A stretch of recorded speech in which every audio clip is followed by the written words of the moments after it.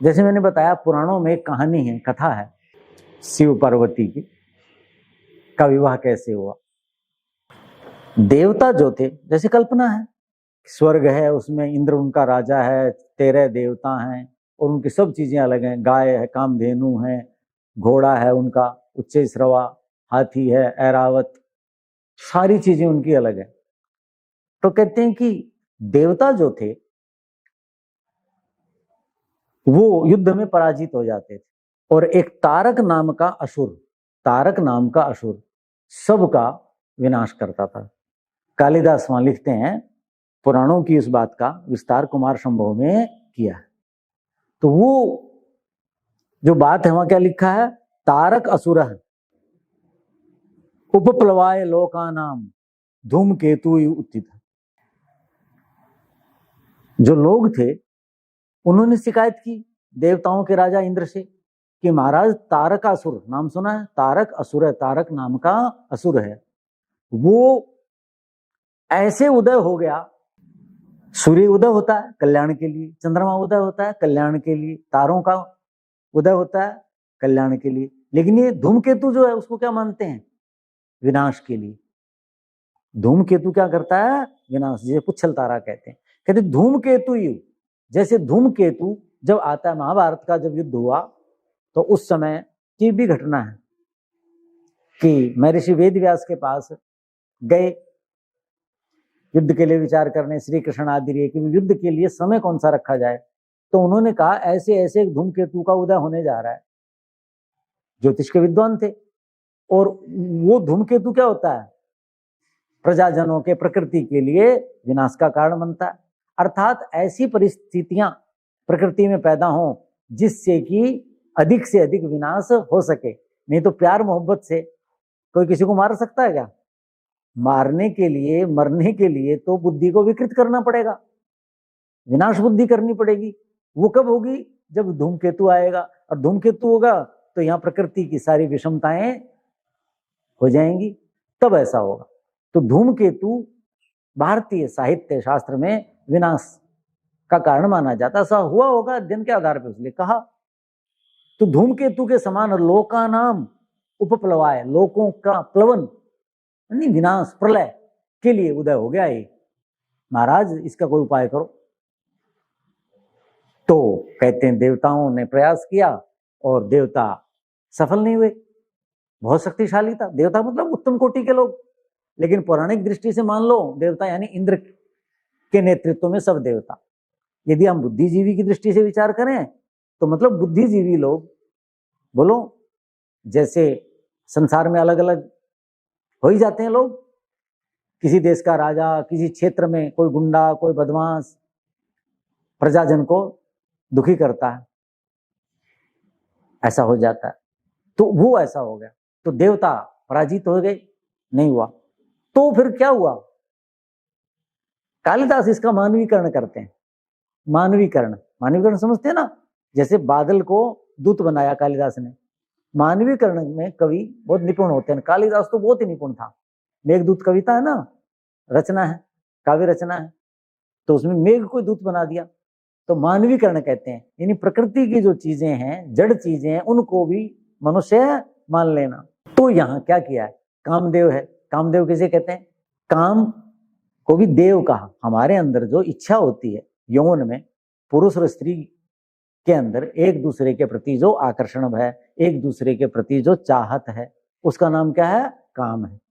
उस काम को भी देवता का रूप दे दिया भारतीय संस्कृति में। क्या कहा, काम भी देवता है, पूजनीय, योग्य। क्यों, उसी से संसार आगे बढ़ता है, सृष्टि प्रक्रिया आगे चलती है, वंश परंपरा चलती है, संसार चल रहा है। तो जो इतना सब कुछ दे रहा है वो काम के कारण ही तो है। जिनके अंदर काम भाव नहीं होता, स्त्री के अंदर पुरुष की कामना नहीं, पुरुष के अंदर स्त्री की कामना नहीं, वहां सृष्टि बढ़ेगी नहीं आगे। दोनों स्वार्थी हो जाएंगे ना, शरीर की हानि होगी। क्यों शरीर की हानि करें, संतान से पैदा करके अपनी शरीर की शक्ति क्यों क्षीण करें। तो ये जो काम करवाता है वो देवता हुआ, परोपकार का काम करवा रहा है, नई सृष्टि कर रहा है, वंश वृद्धि कर रहा है और संसार चल रहा है। तो इसको देवता कहा है भारतीय संस्कृति में। किसको, काम को। तो कामदेव को कालिदास ने मानव के रूप में चित्रित किया कि देवताओं कि राजा इंद्र ने कामदेव को बुलाया। कामदेव, वसंत ऋतु, ये सब क्या है, उसी के साम्राज्य के लोग हैं, अलग अलग सेनापति कह लो। कामदेव का काम क्या है, इंद्र के कहने से मन चाहे उसको गृहस्थ में डाल देना। मान लो कोई तपस्वी है, साधु है और कुछ है, तो उन्होंने बुलाया कि भाई कामदेव, देवता तुमने काम करना है, देवताओं की इच्छा पूरी करनी है। तो प्रसंग सुनाता हूं, उससे आपको पता चलेगा कि शिव जी कितने बड़े योगी थे, कितने बड़े योगी थे। क्या योगी को गृहस्थ बनाना है, और उनकी जो संतान होगी इतने महान योगी की, जितेंद्रिय की, उसका जो तेज है, उसका जो वीर्य है, उसका जो शुक्र है, उसमें कितनी सामर्थ्य होगी, उससे जो उत्पन्न संतान होगी वो देवताओं के सेनापति बने, और फिर इस असुर को मारा जा सकता है। और फिर मारा गया। तो वो प्रसंग सुनाते हैं। कालिदास क्या लिखते हैं, तव प्रसादात कुसुमायुधोपि सहायम एकम मधुमेह लब्ध्वा कुर्याम हरस्य पिपीनाक पाणे धैर्य च्युतिम में मम धन विनो अन्य है। ये कहा तव प्रसादात, कामदेव को कुसुम आयुध कहते हैं। कुसुम मानी फूल ही जिसके हथियार हैं। बताओ, फूलों से वज्र जैसे या और कठोर हथियार हैं जो कठोर धातुओं से बनते हैं। शत्रु के पास तो वो हो, अरे इधर क्या हो, फूलों के हथियार हो। कहते हैं मैं फूलों के हथियार वाला हूं। कामदेव को फूलों को हथियार वाला क्यों कहते हैं, कि जो फूल हैं वसंत ऋतु में आते हैं, ये क्या करते हैं, प्रहार करते हैं किसके ऊपर, युवा स्त्री युवा पुरुष के ऊपर, और उसको छलनी कर देते हैं, घायल कर देते हैं, अपने अधीन कर लेता है कामदेव। किससे, फूलों से। अर्थात फूलों को देख करके उनके अंदर राग आसक्ति पैदा होती है, और वो अपना जो मूल ध्येय है, मूल लक्ष्य है, समझ गए कि नहीं, उसको छोड़ करके गृहस्थ के मार्ग पे चलने लगते हैं, एक दूसरे को चाहने लगते हैं। तो कुसुमायुध कहा जाता है किसको, कामदेव को। फूल ही उसके हथियार है, उन्हीं से वो सबको घायल करता, अपने वश में करता। कहते मैं फूलों के हथियार वाला हूं, फिर भी कहता है मैं पिनाक पाणी शिव को कहते हैं। उसको नहीं पता कि शिव जी के लिए मेरे को काम में लगाया जा रहा है। कहते हैं शिव जी जैसा, जिसके पास ऐसा तगड़ा हथियार है, कहते हैं मैं तो उसको भी अपने वश में कर सकता हूं, और जो कहते हैं धनवी योद्धा है उनकी तो बात ही क्या है महाराज। कब से, कहते हैं मधु सहाया। मधु ये वसंत ऋतु मेरा मित्र है। ये वसंत, यहां तो ऋतु कह दिया ना मैंने, वहां वसंत ही कह दिया सीधा, यानी पुरुष। जैसे कामदेव को पुरुष बना दिया, वसंत ऋतु को क्या बना दिया, वसंत, यानी दोनों मित्र हैं। ठीक है, तो कामदेव कभी भी किसी पर प्रहार करता है तो किसके साथ करता है, अपने मित्र वसंत के साथ करता है। समझ गए, वो सहायक बनता है इसका, तब वो सफल हो पाता है। तो कहते हैं मैं तो शिव जी का भी धैर्य डिगा सकता हूं, जो इतना तपस्वी, इतना सब कुछ है, औरों की तो बात ही छोड़ो, आप आदेश दो महाराज। कौन कहता है, कामदेव कहता है इंद्र को। इंद्र ने बुलाया कि भाई तूने काम करना, बताया नहीं तभी काम, कहने तेरे से एक काम है। क्या कहते हैं, अवैमिते सारम, तेरे सार को, सार मतलब शक्ति, ताकत, पराक्रम, उसको मैं जानता हूं। अतः खलु त्वाम कार्ये गुरुणी, गुरुणी कार्य, इसलिए मैं तुझे इस एक महान कार्य में, कहता है नियोग से लगाना चाहता हूं। आत्मसमम, तेरे अपने अनुरूप है वो कार्य, तू कर सकता है, और तेरी शक्ति मेरी तरह है। जैसे मैं ताकतवर हूं, तेरे अंदर भी शक्ति है, सामर्थ्य है, और मैं तेरे को तेरी सामर्थ्य योग्यता को देखते हुए तेरे करने योग्य कार्य, उस काम में तुझे लगाना चाहता हूं। तेरी सामर्थ्य है, मैं जानता हूं। क्या, कि ये जो देवता है ना, जैसे बैठे होंगे आसनों पे, वहां का वर्णन करता है कि अमी देवा, ये देवता क्या चाहते हैं, सेनान्यम, उस जयाय, उस राक्षस पर, किस राक्षस पर, तारक राक्षस पर जयाय, विजय पाने के लिए सेनान्यम, एक सेनापति चाहते हैं। ये क्या चाहते हैं, कि एक सेनापति हो जाए, मिल जाए इनको। किनको, अमी देवा, इन देवताओं को।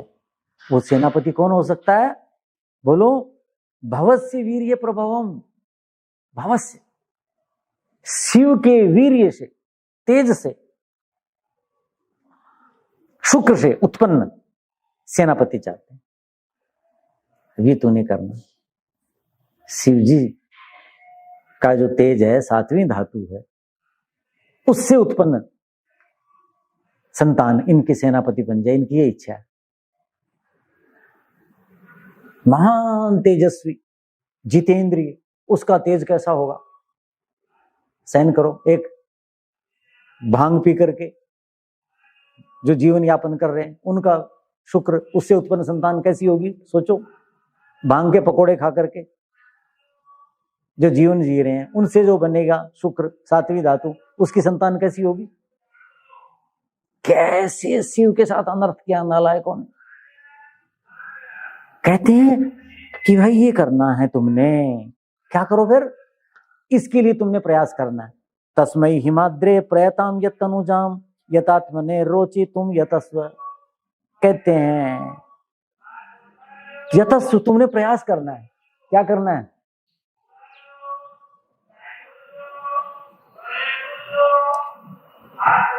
हिमाद्रे, हिमालय, पर्वतराज हिमालय की बेटी पार्वती, कहते हैं उसमें उसकी रुचि हो जाए। किसकी? शिव की। ऐसा यत्न करना। समझ रहे हो? पर्वतराज हिमालय की बेटी पार्वती जो है, उसके रोचि तुम यतस्व, यथात्मने। किसके लिए प्रयास करना है? कहते महाराज लड़की को देख के तो कोई भी लड़का, और वो तो पार्वती इतनी सुंदर हो जाए। कहते हैं ना, ऐसा नहीं हो सकता। क्यों? यथात्मने, उसकी आत्मा अपने वश में है, उसका मन, उसकी बुद्धि, उसकी इंद्रियां उसके वश में है। किसके? शिव के। शिव जो है, उसकी बुद्धि, मन, सारी इंद्रियां उसके वश में है। उस जितेंद्रिय, उस वशी, उस यति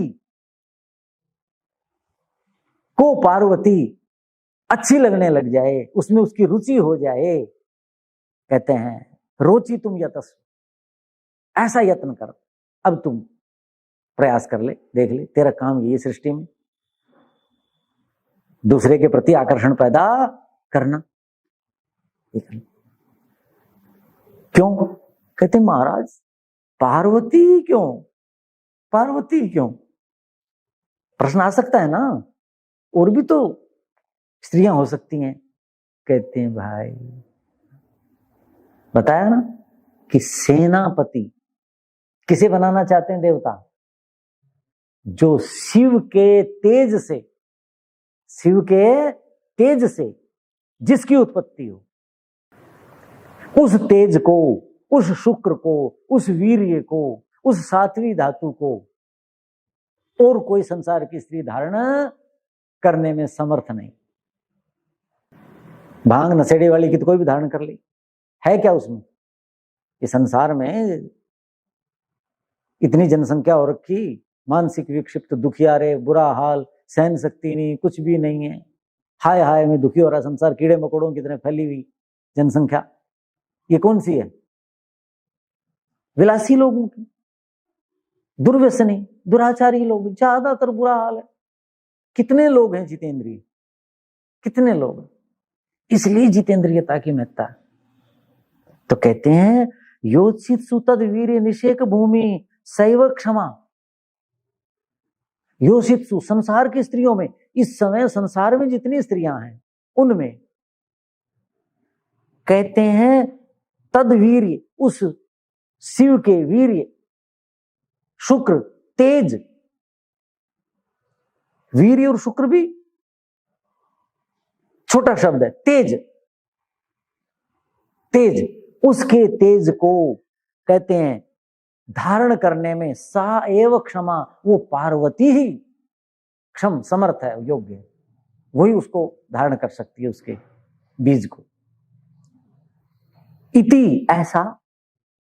आपको क्या पता? अते आत्मभुवो उपदिष्टम, ब्रह्मा ने ऐसा कहा है। ब्रह्मा को सब देवताओं से बड़ा माना जाता, सृष्टि का रचयिता। आत्मभुवो उपदिष्टम, ब्रह्मा ने ये बात बताई है, ये कहा है कि शिव का जो तेज है शुक्र है, उसको पार्वती ही धारण कर सकती है। क्यों कर सकती है? क्योंकि पार्वती में वो योग्यता है, वो गुण है, वो तपस्विनी है, वो साधिका है, वो जितेंद्रिय है, नाच गाने वाली, उनको देखने वाली, श्रृंगार करके संसार में इधर उधर घूमने फिरने वाली सामान्य स्त्रियां, उनमें सामर्थ्य कहां से आ सकती? क्योंकि पार्वती राजपुत्री है लेकिन विलासिनी नहीं है, जितेंद्रिय है। अपर्णा कहा था ना, कितनी तपस्विनी अपर्णा है। पार्वती ने शिव को क्यों अपना हृदय स्वर चुना? गुणों से प्रभावित होकर के। राजा का बेटा है क्या इसलिए चुना? बहुत सुंदर है क्या? पूरे विश्व में सबसे सुंदर है, सजीला जवान है ना? शिव शिव शिव मंगल कारक है, गुणी है, संसार का कल्याण करता है, संसार के विष का, बुराइयों का पान कर लेता है और उनका उस पर कोई प्रभाव नहीं पड़ता। पहले व्याख्यान में मैंने बताई, सिद्ध यथार्थ स्वरूप उन गुणों से प्रभावित हुआ, इसलिए वो सामर्थ्य है उसके अंदर। मैंने कहा ना तेज, कालिदास वो कहते हैं शकुंतला ने जब दुष्यंत के गर्भ को धारण किया, दुष्यंत के द्वारा स्थापित गर्भ को कह लो धारण किया, तो ये सूचना आकाशवाणी से ऋषि को यज्ञशाला में हुई थी। गुरुजी को नहीं पता था, वो तो बाहर गए हुए थे। जब राजा और आया था गुरुजी को मिलने और शकुंतला कुलपति थी, तो उस समय उन्होंने विवाह किया एक दूसरे से प्रभावित होकर के, और शकुंतला जो है वो आपन्न सत्वा हुई, गर्भवती हो गई। ये सूचना गुरुजी को कैसे दी जाए, कैसे दे सकते हैं? भारत में तो परंपरा ऐसी नहीं है इस रूप में कहा जाए। तो यज्ञशाला में आकाशवाणी हुई, यज्ञ करके गुरुजी जब यज्ञशाला से बाहर निकलने लगे प्रवास से आकर के, तो क्या होगा? दुष्यंतेन आहितम तेज दधानाम भूतये भुव अविहितनयाम ब्रह्मन् अग्नि गर्भाम समीमिव। हे ब्रह्मन अवेही, इस बात को आप जाने क्या? दुष्यंतेन आहितम तेज दधाना, आपकी पुत्री, पालिता पुत्री, वो तो ब्रह्मचारी थे, उन्होंने तो पालन पोषण किया था इसका, शकुंतला का। मेनका की बेटी थी, विश्वामित्र की बेटी थी। तो कहते हैं दुष्यंत आपकी जो बेटी है उसने दुष्यंत के द्वारा स्थापित तेज को धारण कर लिया है, जिसको हम लोक भाषा में क्या कहते हैं? गर्भ आधान, गर्भ का आधान कर लिया, स्थापन कर लिया, निषेक क्रिया कर ली, निषेचन कर लिया। कितनी उत्तम भाषा कालिदास, समझ गए? हर स्त्री तेज को धारण नहीं करती, वो गर्भ धारण करती है। शकुंतला ने तेज को धारण किया था। कौन सा तेज था वो? जिसके नाम से इस देश का नाम है। चक्रवर्ती राजा बना, वनवासी, जंगल में, आश्रम में रहने वाली शकुंतला का बेटा चक्रवर्ती राजा बना, भरत। तो तेज था ना, उस तेज को श्रेष्ठ मानव चक्रवर्ती राजा के रूप में। तो तेज, यहां भी तेज का प्रयोग, इसलिए मैं तेज कह रहा हूं कि शिव के तेज को अन्य संसार की कोई स्त्री धारण नहीं कर सकती। अब देखो यहां क्या कहा, शिव का इतना तेज है, शिव की जो सातवीं धातु है वो वीर्य, शुक्र, वो तेज है, और कोई स्त्री धारण ही नहीं कर सकती। नशा करने वाला, तमाकू खाने वाला व्यक्ति, उसमें तो शुक्र होता ही नहीं, सातवीं धातु रहती ही नहीं। जितनी नशीली चीजें हैं, तमाकू आदि रुक्ष होती हैं, धतूरा, भांग, गांजा, अफीम, ये जो लोग होते हैं, इनके अंदर सातवीं धातु होगी, धीरे धीरे सब सूख जाएगी। बताओ, आप स्वयं सोचो, आयुर्वेद का नियम है, तो आयुर्वेद का नियम है, जो तमाकू खाएगा, भांग पिएगा, धतूरा लेगा, गांजा लेगा, अफीम लेगा, ये मादक, उसकी सारी धातुओं को सुखा डालेगा। कौन? ये नशा। और जब रस, रक्त, मांस, मेद, मज्जा, अस्थि यही नहीं होंगी, यही क्षीण होगी, तो सातवीं धातु बचेगी नहीं होगी।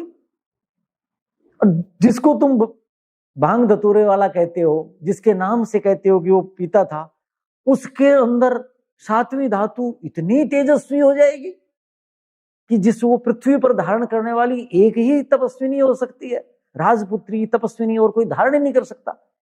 कितना सृष्टि के विरुद्ध काम है। ये तो शरीर विज्ञान के विपरीत है, मेडिकल साइंस के विपरीत हो गया। योगी को, जितेंद्रिय को, यति को आप दुर्व्यसनी कहते हैं। इसलिए मैं कहता हूं वो महान योगी थे। ये कैसे हो सकता है? अब वहां क्या लिखा था देखो, भुआ भूतये, राजा दुष्यंत ने जब तेज स्थापित किया तो स्वामी जो थे, कण्व ऋषि जो थे, उनको आकाशवाणी क्या कहती है, शकुंतला ने दुष्यंत के द्वारा स्थापित तेज को धारण किया है। किस लिए किया है? भुआ भूतये, भूमि के कल्याण के लिए। भूमि का मतलब क्या हुआ? इस भूमि पर रहने वाले मनुष्य, पशु, पक्षी आदि, लता वनस्पति आदि सबके कल्याण के लिए धारण किया। तो यहां भी पार्वती के द्वारा देवता क्या करवाना चाहते हैं? भूमि के कल्याण के लिए शिव के तेज को वो धारण करे और योग्यतम देवताओं का जो सेनापति बन सके। इच्छा बताइए ना कि तो वो क्या होगा, भूमि का कल्याण होगा कि नहीं होगा। लिखा था ना कि ये धूमकेतु जैसे विनाश करता है भूमि का, ऐसे लोकानाम, लोकों का उपप्लव, प्रलय करने के लिए उठ गया विनाश। तो भूमि पर रहने वाले मनुष्य, पशु, पक्षी, प्राणी, इन सब का, प्राणी जगत का कल्याण करेगा। ऐसा है। तो कहते हैं जी ठीक है जी, कर लेंगे। इंद्र कहते हैं, क्या कहते हैं? इंद्र कहते हैं ना, इतना आसान नहीं है, इतना आसान नहीं है। क्यों? सच ब्रह्मांग भू, वो जो शिव है ब्रह्मांग भू, ब्रह्म कहते हैं ज्ञान, ज्ञानमय हुआ है सारा, सब कुछ ज्ञानमय है। मेरी बहुत बड़ी इच्छा रहती है, मुझे को पढ़ना, पढ़ाना, शास्त्र चिंतन करना बहुत अच्छा लगता है। मैं चाहता हूं सारे दिन कोई मेरे से शास्त्र चिंतन करता रहे। समय पे मुझे कह दे, आचार्य जी आपके भोजन रख दिया, कर लो। मैं अच्छा भाई चलो कर लेते। आचार्य जी आपका बिस्तर बिछ गया है, देर हो रही है, सो जाओ, फिर कर लेंगे कल चर्चा। अच्छा, मुझे कोई याद दिलाए, ऐसी मेरी इच्छा होती। मैं ब्रह्ममय बनना चाहता हूं। तो कहते हैं ब्रह्मांग भू, वो तो ब्रह्म, ज्ञान, वेद, शास्त्र उनके अंग बन चुके हैं। किसके? शिव के। वो ब्रह्म ज्ञानमय हो चुका। और कैसा है वो? ब्रह्मणि योजित आत्मा, उसने अपनी आत्मा ब्रह्म में लगा रखी। किसने? उस शिव ने, उस मंगलकारी युवा ने। युवा और योग में लग जाए, वो तो नाच गाने करता है, श्रृंगार करता है। ब्रह्मणि योजित आत्मा, शिव, कामदेव शिव ब्रह्म में अपनी आत्मा लगा रखी है। वो तो मुक्ति पाना चाहता है। उसको इतनी जल्दी तुम सोच रहे हो कामदेव कि तुम गए और वो बस तुम्हारे प्रभाव में आ गया और पार्वती के पीछे पीछे घूमता फिरेगा। ऐसा नहीं है, ऐसा कहा तो इतना ही था। तो क्या हुआ? कामदेव बोला ठीक है महाराज, प्रयास करता हूं, इतनी तो शक्ति है, मुझे देव कहते हैं लोग, देव, दिव्य शक्ति है मेरे अंदर, मैं करूंगा। क्या करता है फिर वहां जाकर के, कैसे क्या होता है, और शिव पे उसका प्रभाव पड़ता है नहीं पड़ता, इस पर अगले व्याख्यान में चिंतन करेंगे। ओम शांति।